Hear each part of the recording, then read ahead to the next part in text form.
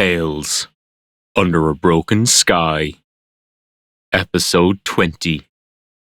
The Power of Fantasy, Horror, and Science Fiction. Good evening, folks, and welcome to Episode 20 of Tales Under a Broken Sky. I am your host, Keith, and this is the first video episode I've done for the podcast so far. When I first started working on this podcast, I had a few small goals in mind. The first being to get the first episode out, then the second, and being completely honest, then the third. I don't think it was until episode 5 or 6 that I really got into the swing of things with regard to my writing practice, recording, editing, and producing the episodes. I think in those 5 episodes, there were probably more delays in my posting schedule than in the next 15 combined. I had been recording spoken word for a while, so much of the process wasn't new to me, but the real difference was the scale of what I was doing. Recording pieces that were between 2 and 5 minutes long is a huge difference in time, resources, and process than recording something that is anywhere between 20 minutes to an hour, especially when it comes to editing, remaining consistent with audio levels, tones of voice, cadence, and speed of my voice, etc. I hadn't really thought too much past maybe about episode 10. I remember reading somewhere in that time period that most podcasts, somewhere in the region of 99%, never even make it as far as a 20th episode. So once I'd gotten past the initial speed bumps, I plotted out a roadmap to this number, looking through my previously written work that was suitable, the chapters I wanted to add to serials, and different things I wanted to try. I can see why so many people fail to reach this number. Engagement is hard. Getting listeners is hard. I've had big jumps some weeks, and at this stage, I still classify a big jump as 10 listens, only to see next to nothing for the next 2 episodes.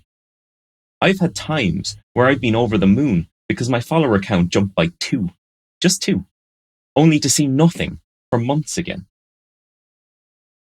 It's hard putting so much work into something you enjoy and want to share, only to see that some listens aren't even getting past the intro music, which I still really love, by the way.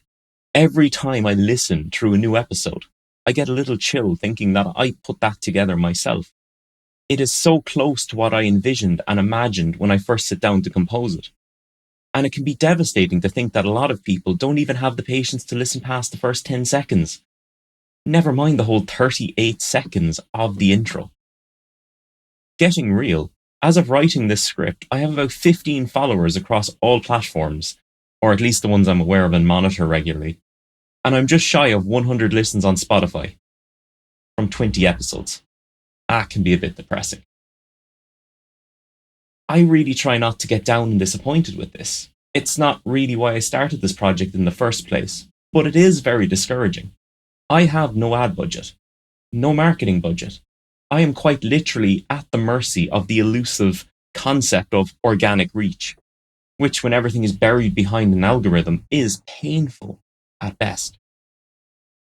I've already probably spent way too much in both time and money getting my recording and editing set up the way I want it and learning the skills needed to do this. So paying for ads and stuff, it's not an option for me. And you know what? That's okay.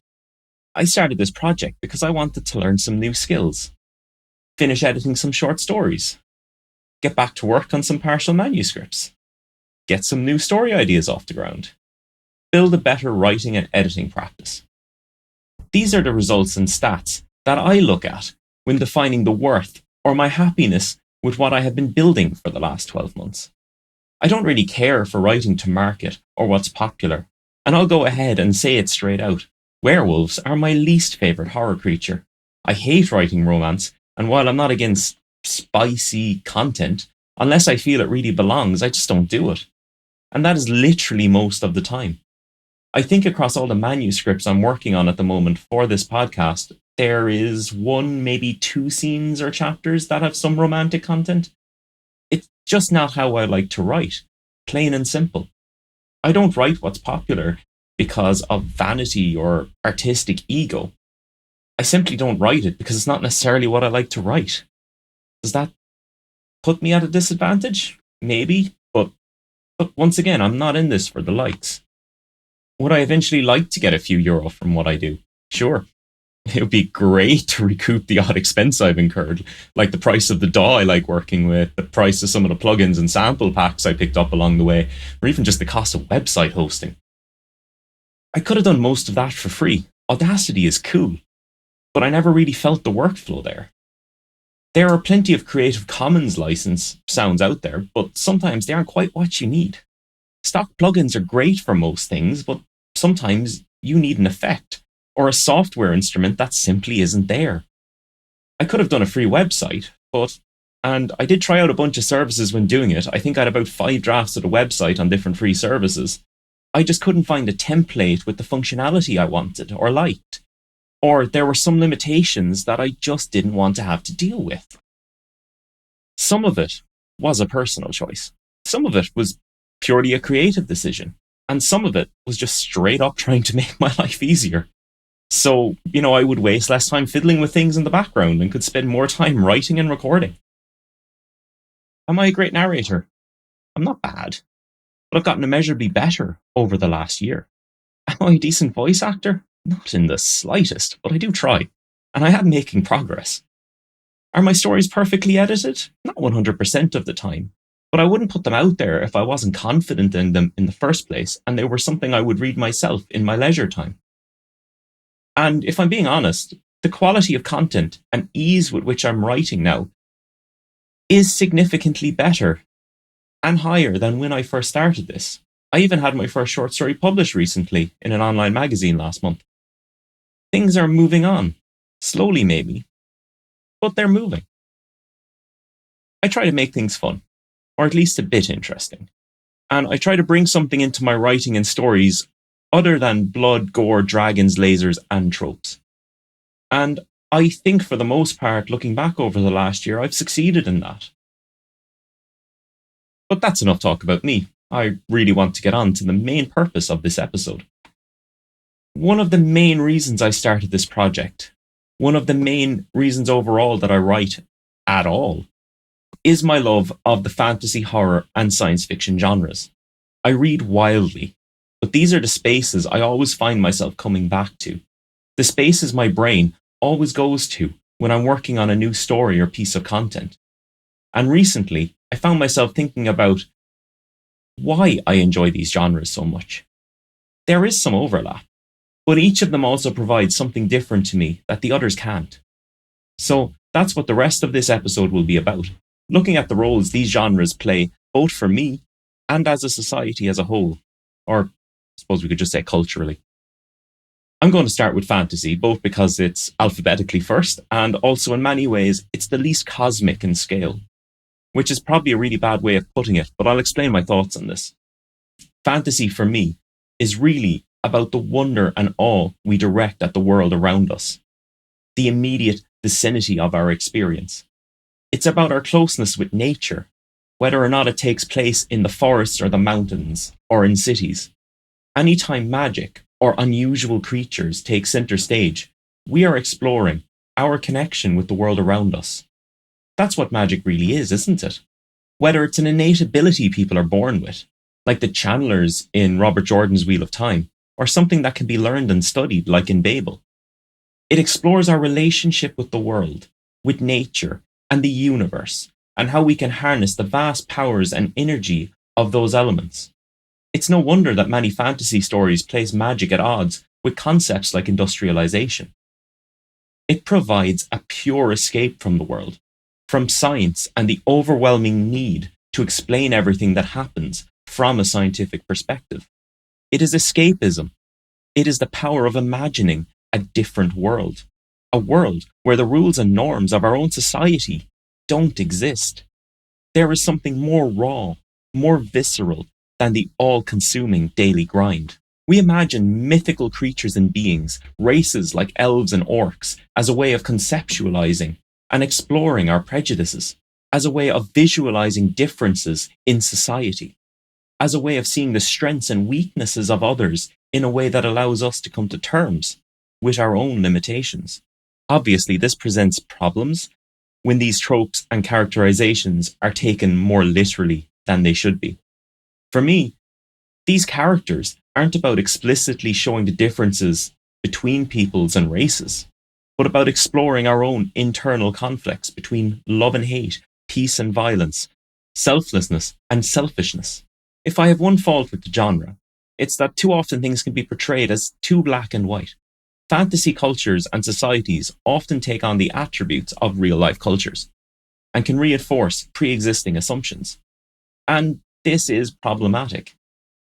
But it is also difficult, if not impossible, to create an entirely new culture from scratch that has no relation to anything we know.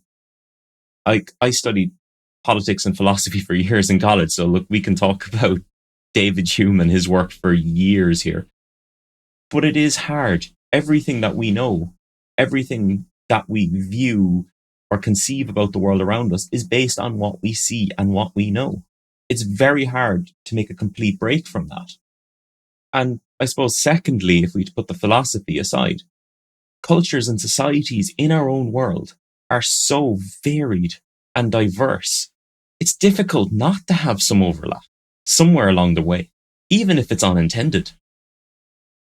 And because we are creating fantasies, we need worlds that are similar enough to our own that we can get lost in them, that we can see ourselves there, that in some innate way we can understand them and the dynamics that underpin them. Fantasy, at its core, is about escapism, about exploring the best and the worst traits that we exhibit as a species. It is about exploring our relationship with the world that is both vast and fragile. It is about giving people the chance to live in a world where they can be anything, do anything, where all the shite they have to put up with in their lives doesn't exist. Or in contrast to their own seemingly endless struggles, they are able to fight back and actually have a chance to succeed. And this is the point where I'm going to move over to science fiction. And what I love so much about this genre is the scale. Whereas fantasy is about expressing a sense of wonder and awe at the world around us, science fiction extends this scale to the universe, even if it never leaves the bounds of our own planet. It is about the infinite scope of exploration possible as we transcend the microscopic, the atomic, the quantum. It is about the ambition, the ability of humans as a species to transcend the chains placed on them, placed on us by the universe, and gain a measure of control over our lives that was previously missing. You have cyberpunk and posthumanist works that explore how the limitations of the human body can be exceeded, extending life, curing illness, increasing abilities, both physical and intellectual, and removing those obstacles that prevent us from fulfilling our dreams. It is no coincidence that these genres are so heavily political. The power to change, the power to heal, the power to grow and be free. These are dreams, hopes, and desires innate to everyone. The corruption and control that are often part of these worlds, the shadowy governments and cabals, provide a perfect allegory for the challenges that minorities face in everyday life. They are very direct comparisons, and they make no apologies for it. Because, like it or not, writing is, and always has been, a political tool, a means to question or to reinforce power. Every time we produce a piece of art, we produce a piece of writing, we make choices about what to include and what not to include, and those choices are inherently political.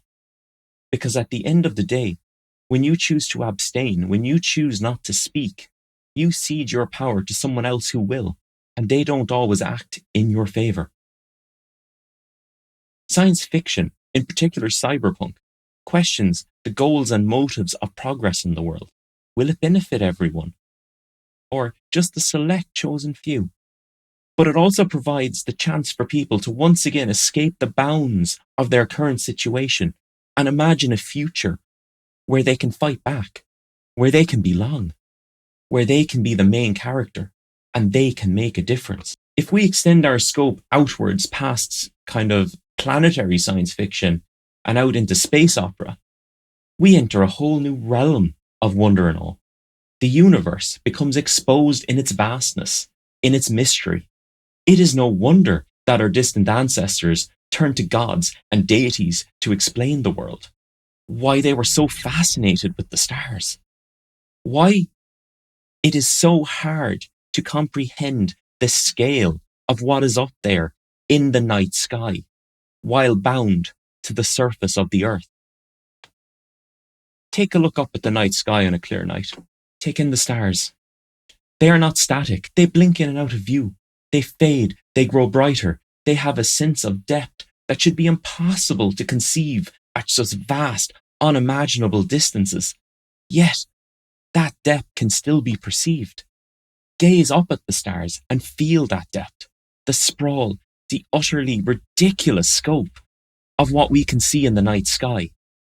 Then, take a moment to realize that this is just a fraction of what is out there.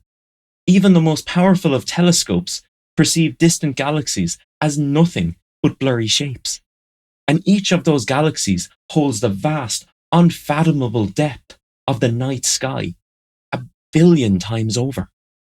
Why do we fantasize about the universe in science fiction? It's because of the infinite possibilities that such a wide and vast space provides us.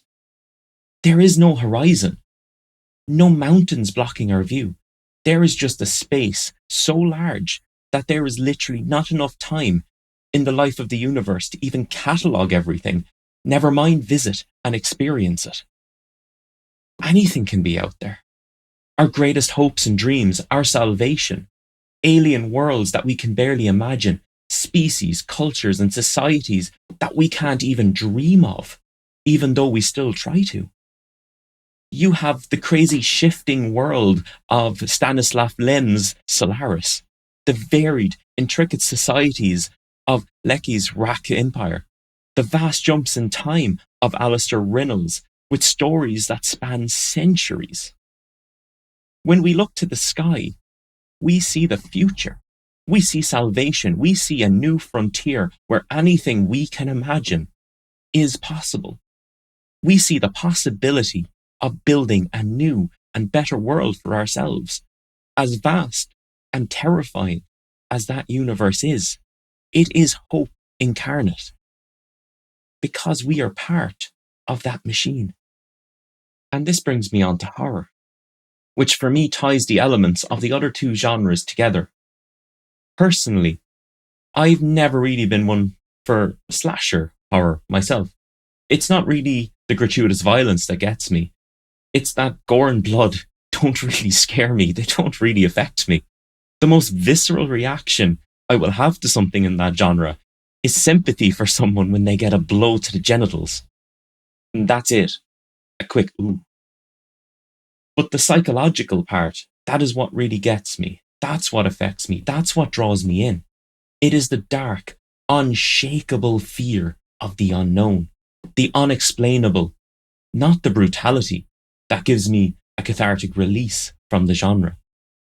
Horror is about exploring the darkness of the world, experiencing and facing fears in a controlled environment without ever actually facing them in person. It is about navigating our experience of the world and the universe, recognizing our own minuscule existence in the grand scheme of things, and still fighting back. One of my favorite all-time horror stories, The Telltale Heart, shameless plug back to episode 14, is about an uncontrollable descent into madness and the inability to distinguish reality from fantasy, fact from fiction. It is about the breakdown of the senses and perception. It is utterly terrifying when you think about the consequences for your own existence and your own experience of the world. You have cosmic horror in the Lovecraftian sense, where the universe is a dark, dangerous forest filled with beings of incomprehensible power and savage brutality. And this isn't just beings from the Cthulhu mythos, floating around in the void of space or dimensions between worlds. Consider Shushan Lu's work, and humanity's realization that not only are we not alone, but that everything out there is overtly hostile, in a kind of galactic scale prisoner's dilemma. Or the protomolecule in The Expanse, which despite multiple efforts to control, is inherently dangerous and incomprehensible. Horror in fantasy functions in much the same way, except it is infinitely more claustrophobic. It is the encroaching shadows of a dark forest, the deep, echoing caves of the mines of Moria. It is necromancy and dark wizards to whom your life simply doesn't matter as anything more than raw material. It is the unstoppable, semi-mythical monster that hounds your path, and you quite literally cannot escape. Horror has always been a component of fantasy. Go back centuries, go back millennia, to the Greek myths, Medusa, the Minotaur, the Sirens. Look at the darkness of the Norse myths, Odin hanging on a tree for knowledge, Fenrir. Loki's punishment can be quite literally viewed as a scene from a movie like Saw. Horror at the harsh brutality of the world has always been a part of culture and society. And that's because horror is our way of facing our mortality, the limits of our control over the world, our helplessness in the face of the universe. It is our way of interacting with these concepts from a safe distance, interrogating them, and coming to terms with the inevitability of death, of being forgotten, and eventually losing the ones we love. In the paranormal, we explore this in detail, exploring the possibility of life after death. Where do we go? Paradise? Or do we remain trapped, forever cursed to see the world we are no longer part of move on without us? What are ghosts? Are they malevolent? Vengeful? Why do they linger? Is it because of unfinished business? Trauma? Or because they have seen what lies beyond life and they are terrified to take that final step into the unknown? Fighting tooth and nail to delay the inevitable. Every culture has its ghost stories, and not all of them are old and steeped in legend. Consider the ghost stories that have grown up in recent years around the disaster at the Fukushima power plant. Look at them as a society's effort to come to terms with a catastrophe that devastated the community, a way to come to terms with the death and devastation, a way to ease the passing of loved ones, and in the process, come to terms with the fact that their lives have been irrevocably changed. Horror provides that gateway, that bridge between the world we live in, the unknown, and the worlds we dream of seeing. It keeps our loved ones close, warns about the dangers of the night, cautions us against avarice and the worst of our impulses. Long story short, the reason why I write is that I'm drawn to it, to the act of creation, to the contemplation of the unknown, which sounds very high-minded, but it's something we all do. Trying to reconcile grief and loss, escape the world even just for a little while, make friends with my characters, celebrate their victories, grieve their losses, come to terms with the challenges in my own life. When it comes to this podcast going viral or taking off or paying the bills or whatever people want these days, when I say that's not my motivation, I mean it. As I release this episode, I have mourned, danced, screamed in terror, celebrated, loved, and hated with my characters from my stories over the past year. I have looked the bad things in my life in the face and laughed. The very act of creation gives us power over our lives, power over what we fear and what seeks to subjugate us. And this is the very reason I take diversity in writing very seriously. Everyone deserves that freedom. Everyone deserves a chance to be the hero.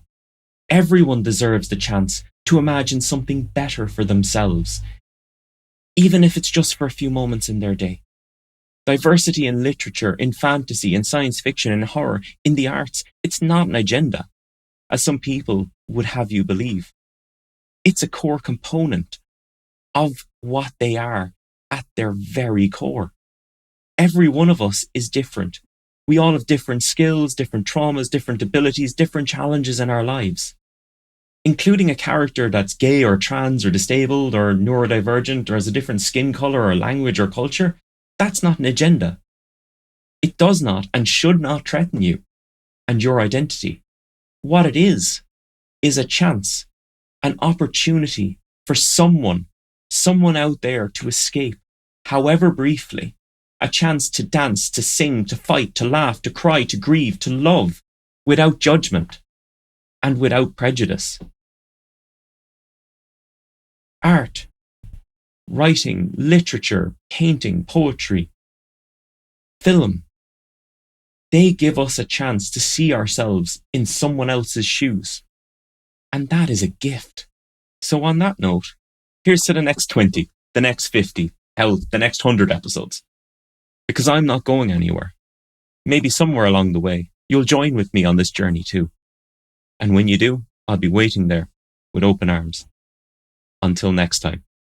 Thank you for listening to episode 20 of Tales Under a Broken Sky. I hope you enjoyed this week's production as much as I enjoyed writing and recording it. If you did enjoy it, please consider subscribing to the podcast on your platform of choice and leaving a rating and/or review. Thank you again for your time. Stay tuned to hear a trailer for the next episode. Tales Under a Broken Sky, Episode 21, The Possessed, Part 2. I am become death. The man watched as the city faded from view, bleached from existence by the terrible white-hot inferno that had been unleashed upon its unsuspecting residents. It is glorious. All those lives snuffed out in an instant. The survivors, an entire generation of people cursed to live with the horror of that moment. To carry on with the knowledge that not only is such evil possible, they have borne witness to its commission. The reality of the moment surpassed his wildest dreams for the little project. He had wanted death, wished for slaughter, desired carnage. But oh my, they delivered 100-fold. To realize, to wield a weapon of such insurmountable power and destruction, it is transcendental. It is divine. It is beautiful. A thrill ran through the man's body as he tilted his head back and basked in the screams of the dead, ripped from their bodies as the searing heat incinerated flesh and bone. Their cries were a surfeit of pain, suffering, and misery, a desperate, anguished howl into the great unknown void of death. Twisted and tormented, they would never know peace, never know deliverance. They would only ever know that terrible roar, that blinding light, that magnificent cloud of ash and debris. What a fitting monument to the insolence of those who would seek the power of the gods. The man smiled as he turned from the devastation, the screams of those still living blending with his laughter as he faded into the shadows cast by a world in flames.